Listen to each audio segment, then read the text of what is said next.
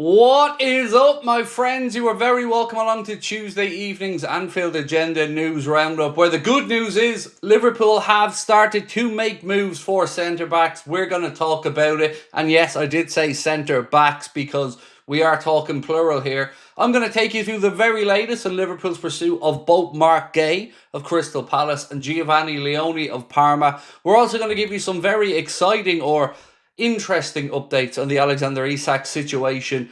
That and lots more to come over the next few minutes. You know the score. I'm going to do my part, but I need you guys to do yours and let me know your thoughts in the comment section. Drop a like on the video if you enjoy it, and don't forget to hit that subscribe button. If you want the news direct to your phone, sign up to the Anfield Agenda WhatsApp. Scan the QR code there on the screen and we will adhere to bring you the very latest in transfer news with a little bit of my weird sense of humour thrown in as well. Right, let's get cracking. Loads to get through, folks. We'll be here tonight at 8:45, so I hope to see you for that one. But until then, let's get going with the news. So we started off the day by David Ornstein saying, breaking, Alexander Isak is adamant he will not play for Newcastle again, even if the window closes without him getting a move. So, like I've said all the way through, whatever happens with us and Isak, Newcastle's problems there are not over. And the player feels like he'd been lied to over the years. And again, this isn't down to Liverpool being the big bad wolf like some Newcastle fans, well, most Newcastle fans are trying to make out. Let's move on. And by the way, Newcastle fans, do keep making your little videos reacting to a short that I did. It's brilliant. All that free self-promotion is great and I couldn't pay for it. So please keep making those videos. Feel free to rinse me, moan about me, just keep talking about me because I couldn't pay for that type of coverage. So you guys are doing God's work. Well played to you.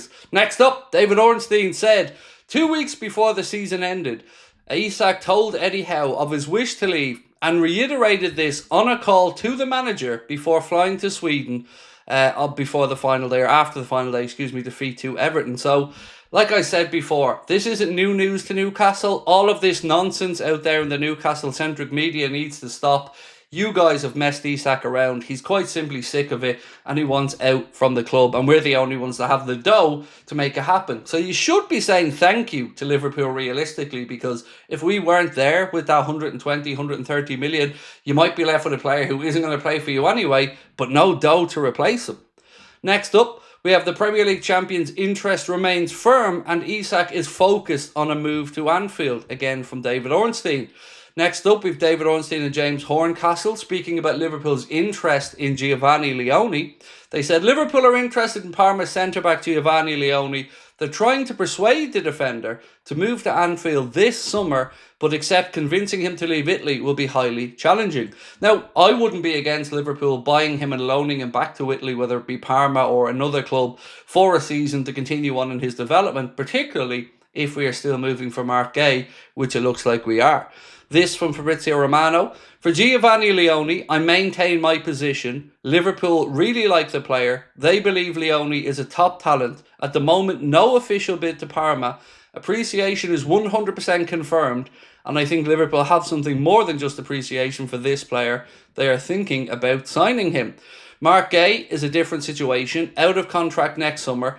Palace don't want to lose him on a free. That would be a disaster. So for all parties to try to get business done in the final 20 days is a possibility. I don't necessarily think these two deals are something that is killing the other one. So basically we're talking about potentially both of these guys. More on that in a moment.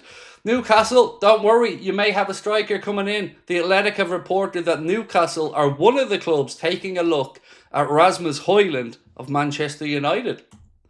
Next up, Defensa Central with a bit of a mad story here. They claim that Chelsea have lodged a £43 million offer for Ibrahima Konate. No idea if there's any truth to that or not, but it does seem a bit of a mad one. Next up, Sam Maguire said, Newcastle didn't give Isak the new deal when he wanted one last season, and then briefed the entire world to say they value him at £200 million, but can't afford to pay him the going rate. He told them he wanted to leave and allowed them time to bring in a replacement. How is Isak the bad guy? And the irony of this is Newcastle fans, many of them are cheering on Johan Visa doing similar things because, well, let's be honest, the hypocrites are in, tow here. And the difference with me here is, Newcastle fans, I'm aware I can be a hypocrite. I've no problem admitting that. But to me, like I've always said, trying to vilify Liverpool in this situation with Isak is really not getting to the root of the problem. Next up, Sammy Mockbell of the BBC said, Alexander Isak is determined to leave Newcastle and join Liverpool this summer. BBC Sport has been told by several sources that it is the Swedish striker's ambition to join the Premier League champions before the deadline closes on September the 1st. Matt Hardy Sport said the home in the northeast that Alexander Isak has been living in was put up on the rental market the day after he was omitted from Newcastle's United's Players and Family Day. So again, like I said, if Newcastle had any inclination to want to actually bring him back in and facilitate him back into the group, that would have been a perfect day to do it, but they chose not to. The striker's desire to leave is so strong that he's moved out of the property in Puntland. The owner is now seeking new tenants. So, Craig Hope of the Daily Mail gave a bit of an update. He said, is Isak for sale? No. Will he be sold? Let's see. Different questions, different answers.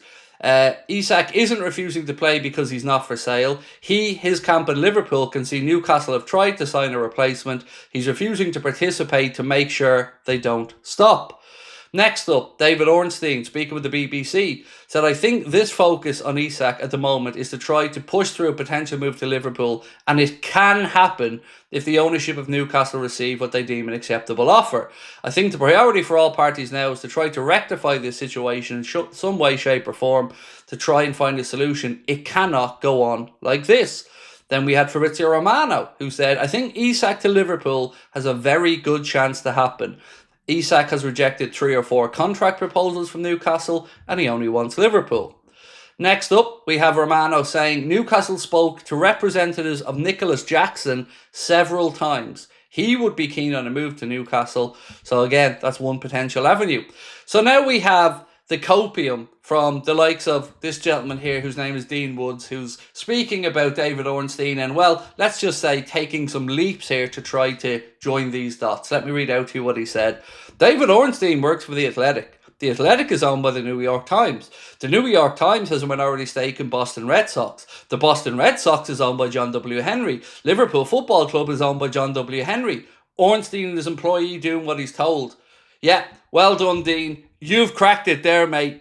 No notes from me, mate. You've got it. You've caught us all with our pants down. Well done. You should go into detective work, mate. Next up, Philip Heinz said, positive talks for Harvey Elliott towards RB Leipzig. 22-year-old is not opposed to a move to the Bundesliga. However, he does have other options. No breakthrough yet. No decision yet. Talks remain open-ended. Now we get to the fun part of the day, folks, because this is where it really kicks into gear. A very reliable source close to Arne Slot has informed me, a journalist, that Liverpool are willing to offer £35 million for LEONI. They'll have no problem satisfying Parma in their demands. They've watched him, followed him, and have all his details. Next up, Romano said, Liverpool do not see Giovanni Leone and Mark Guehi as alternative options. Liverpool working on both deals. Then we had Paul Joyce to come out and say for the Times, Liverpool are stepping up their interest in Mark Guehi of Crystal Palace and Parma's Giovanni Leone as they seek defensive reinforcements before the month ends. Then we had Ben Jacobs, who said Liverpool's 2 main defensive targets are Crystal Palace's Mark Guehi and Parma's Giovanni Leone. Both could arrive under the right circumstances, especially with Canade's long-term future unclear and Jarell Kwanzaa leaving for Leverkusen. Initial talks for Guehi are underway. Crystal Palace want to sell, knowing Guehi won't sign the new deal. Liverpool's plan has always been to explore Guehi late in the window, knowing the Palace price will likely drop. Next, talks are underway between Liverpool and Palace for a deal for Mark Guehi, writes Paul Joyce. The deal could potentially be £30 to £35 million. Then we had Lewis Steele, who said Liverpool now in direct talks with Crystal Palace for Mark Guehi. Confidence a deal can be done for £35 million, with Palace previously demanding £45 million. Palace are realistic that they need to sell now. Deal is separate to a move for Giovanni Leone. Then in comes David Ornstein, who, remember, we can go through Dean's little link here, basically works for John. Liverpool in talks with Crystal Palace for Mark Guehi. No bid yet. Liverpool stepping up efforts. Player terms also need agreeing. England defender wants game time insurances before the World Cup. Ben Jacobs said also understand Liverpool has chosen to engage with Crystal Palace first out of respect to and due to their strong relationship with Steve Parish. Formal or advanced talks not expected to happen without a club-to-club agreement.